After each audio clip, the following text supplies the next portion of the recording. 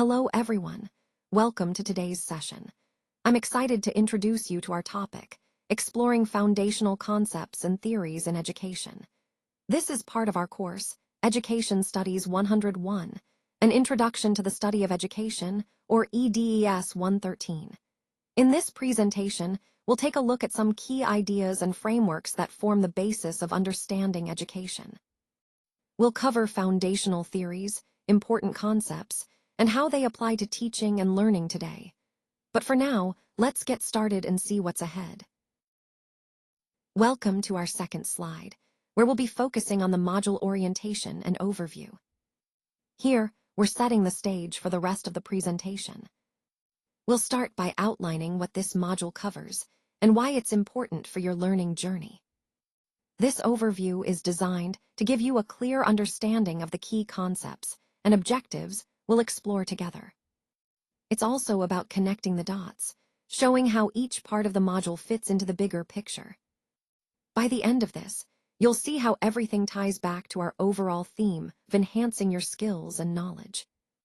So, let's dive in and get a solid grasp of what's ahead. Welcome to this module on education. Here, we'll explore education as an academic discipline, looking at its historical roots and sociological perspectives.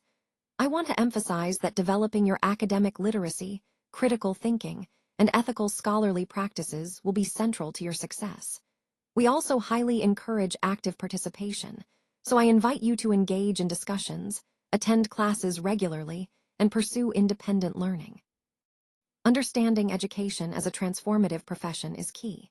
It's a dynamic field shaped by social construction, constantly evolving to meet societal needs both globally and locally. This module aims to give you a solid foundation in education studies, helping you see how education influences and is influenced by societal change.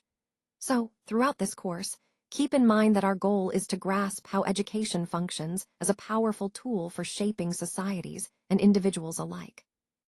On this slide, we focus on the core purpose of the module, which is to introduce education as a fundamental discipline essential for developing effective teachers. We want to familiarize you with the key subdisciplines within education, so you understand the broad spectrum of knowledge that supports teaching practice. Moving on, the learning outcomes are designed to help you build a strong foundation. By the end of this module, you'll develop essential knowledge, a critical awareness of educational concepts, and the academic skills necessary for success in teaching and learning. Next, we emphasize the importance of academic literacy. Mastering these skills is crucial because they underpin your overall success across the entire degree. Strong academic literacy also enables you to engage confidently with scholarly texts, which is vital for your growth as an educated professional. Finally, we look at how the module is structured and aligned. Clear connections between the objectives, content, and assessment ensure transparency, making it easier for you to understand what's expected and to succeed. This alignment is designed to foster your success and make your learning journey as smooth as possible. Let's take a closer look at academic literacy, which is covered in Section A here. We're focusing on the fundamental skills that underpin effective learning and communication in academic settings. This includes critical reading, writing, and comprehension skills that enable students to engage deeply with texts and ideas. These skills are essential because they form the foundation for successful learning across all disciplines. When we talk about academic literacy, we're really emphasizing the ability to understand complex texts, analyze arguments, and express ideas clearly and confidently. It's about developing a critical mindset that allows students to evaluate information rigorously.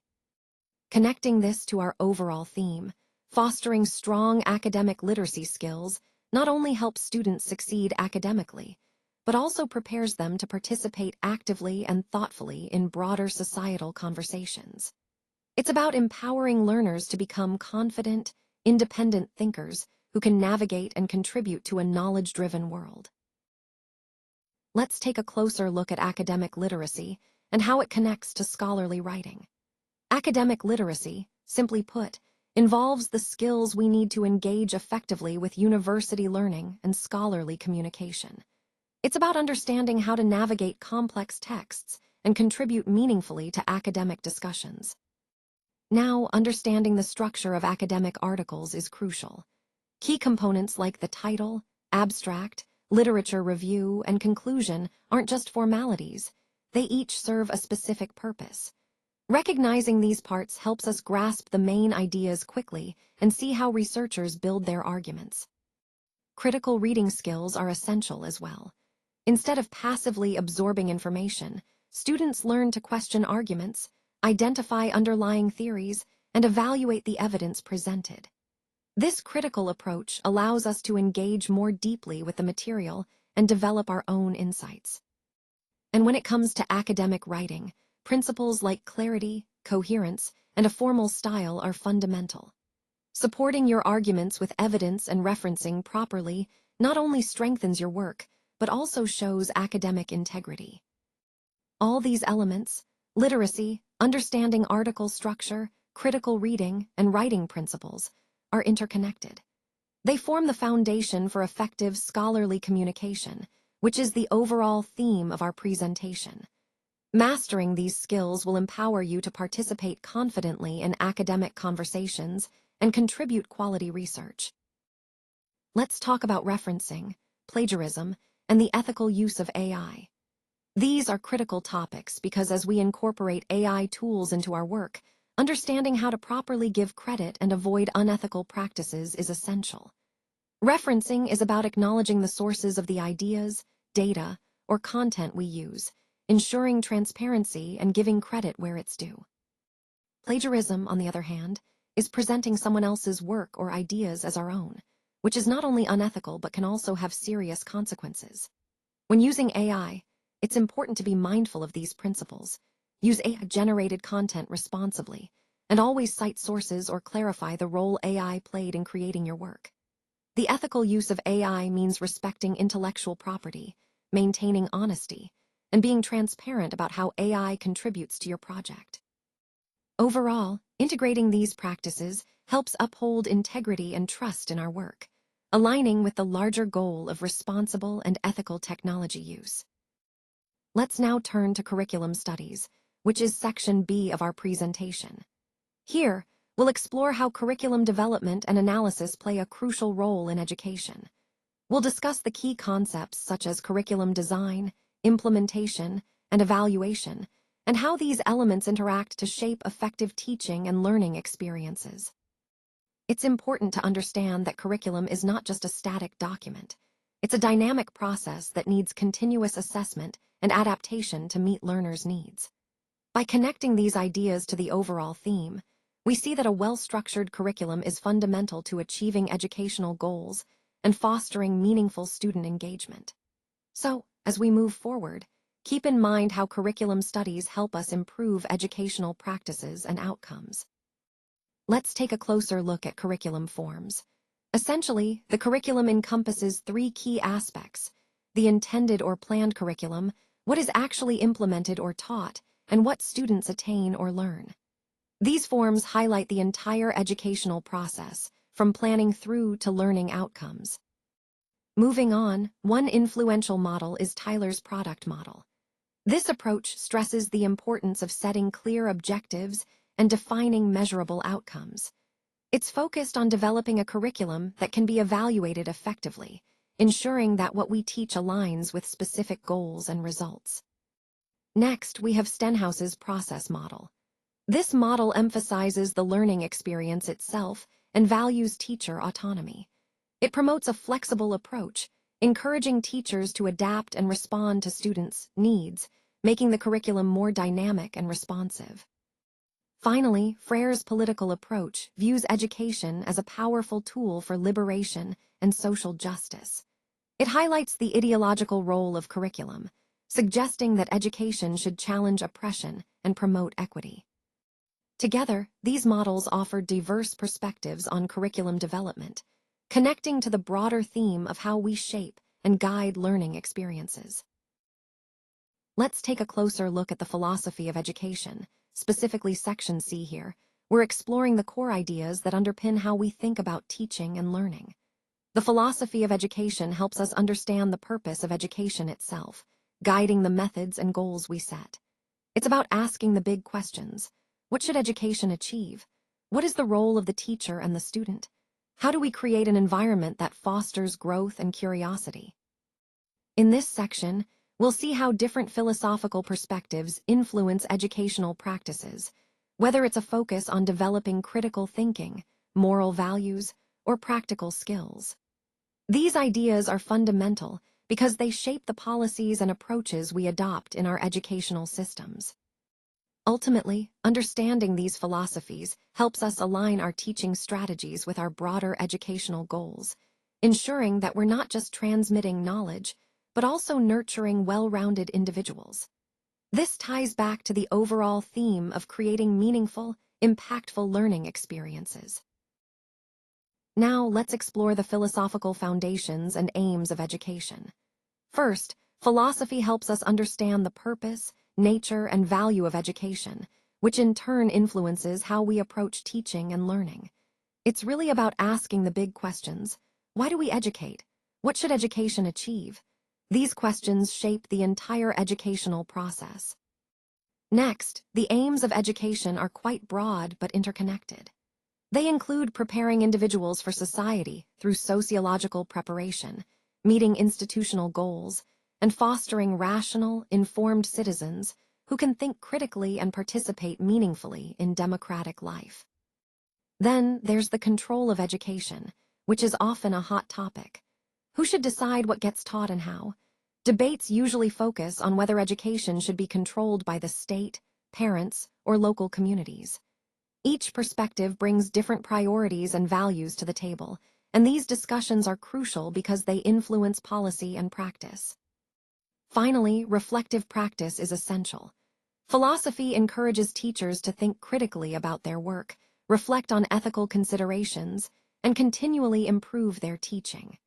This ongoing reflection helps ensure that teaching remains ethical, effective, and responsive to students' needs. All these elements, purpose, aims, control, and reflection, are interconnected and central to understanding the broader goals of education and how it shapes individuals and society. Let's now turn our attention to educational psychology and technology, which is Section D of our presentation. Here, we'll explore how psychological principles inform the way we design and implement educational technology. One key point is that understanding how learners think and process information helps us create more effective digital tools. For example, incorporating concepts like cognitive load theory can prevent overload and improve learning outcomes. Another important aspect is motivation. Technology can be tailored to boost engagement and intrinsic motivation, making learning more enjoyable. It's also crucial to consider individual differences. Personalized learning systems can adapt to each learner's needs, which aligns with the overall theme of creating learner-centered environments. Ultimately, integrating educational psychology with technology isn't just about using new tools. It's about enhancing understanding of learning processes and applying that knowledge to support all learners effectively. This connection between psychology and technology is vital for advancing educational practices in our digital age. Let's take a closer look at some major learning theories that help us understand how learners develop and acquire knowledge. Behaviorism focuses on observable behaviors and the idea that learning occurs through reinforcement and punishment. Cognitivism, on the other hand, emphasizes mental processes like memory and problem-solving. Then we have constructivism, which suggests that learners build their own understanding through experiences and reflection. Key theorists like Piaget and Vygotsky have contributed significantly to these ideas, highlighting how children actively construct knowledge and how social interactions influence learning. Moving on to inclusive education, this approach really emphasizes recognizing and valuing learner diversity. It's about making sure all students, regardless of their needs, can participate fully. The SACE guidelines outline 7 roles that teachers play to support this, from being facilitators to advocates, ensuring every learner's needs are met in a supportive environment. Next, we consider the role of technology in education. This isn't just about hardware and software, but also about digital tools that enhance teaching and learning. Models like TPACK, TAM, and UTAUT help us understand how teachers can effectively integrate technology, considering factors like usability, acceptance, and the intersection of content, pedagogy, and technology. Finally, we look at AI in education, which opens up exciting opportunities. From personalized learning experiences to automation of administrative tasks, AI can make education more responsive and efficient. However, it also raises important ethical challenges, like data privacy and bias. Staying aware of these issues is crucial as we explore future technological trends that will shape education moving forward. Connecting all these points, understanding these theories, inclusive practices, and technological advancements helps us become more effective educators. It's about creating engaging, equitable, and innovative learning environments that prepare students for the future. Now, let's turn our attention to the sociology and history of education, focusing on sections E, F, and G. These sections help us understand how education has evolved over time and how societal factors influence educational systems. Section E looks at the social functions of education, highlighting how schools serve not just to transmit knowledge, but also to reinforce social norms, values, and even social stratification. It's fascinating to see how education can both reflect and shape societal structures. Moving to Section F, we delve into the historical development of education systems. Here, we explore different eras, like the medieval period, the Enlightenment, and modern times, and how each period brought about new ideas, policies, and philosophies that transformed education. Recognizing these historical shifts helps us appreciate the diversity and complexity of educational practices across cultures and ages. Finally, Section G examines the impact of societal change on education. As societies evolve, through technological advances, economic shifts, or cultural transformations, so too do educational priorities and methods. Understanding this dynamic relationship reminds us that education is not static. It's constantly adapting to meet societal needs. Overall, these sections underscore the importance of viewing education through both a sociological and historical lens. By doing so, we gain a richer understanding of why educational systems look the way they do today, and how they might continue to evolve in the future. Let's delve into the sociology of education, which examines how race, class, gender, and power dynamics influence educational experiences and systems. It uses key sociological theories to help us understand these complex relationships. Moving on, we'll explore the historical context of education in South Africa, looking at the periods before and after 1994. This helps us see how inequality persisted, how reforms were introduced, and how transformation efforts have shaped the current landscape. Next, we'll look at international comparative studies, where we analyze education systems in countries like Egypt, Botswana, Sweden, and the USA. This broader perspective allows us to see different approaches and challenges, enriching our understanding of what works globally. Finally, we consider the role of teachers. Teachers are pivotal. They influence how education adapts to societal needs and play a crucial part in shaping more equitable, inclusive, and context-aware futures worldwide. All these points connect back to our overall theme: understanding education as a powerful social institution that reflects and can transform society.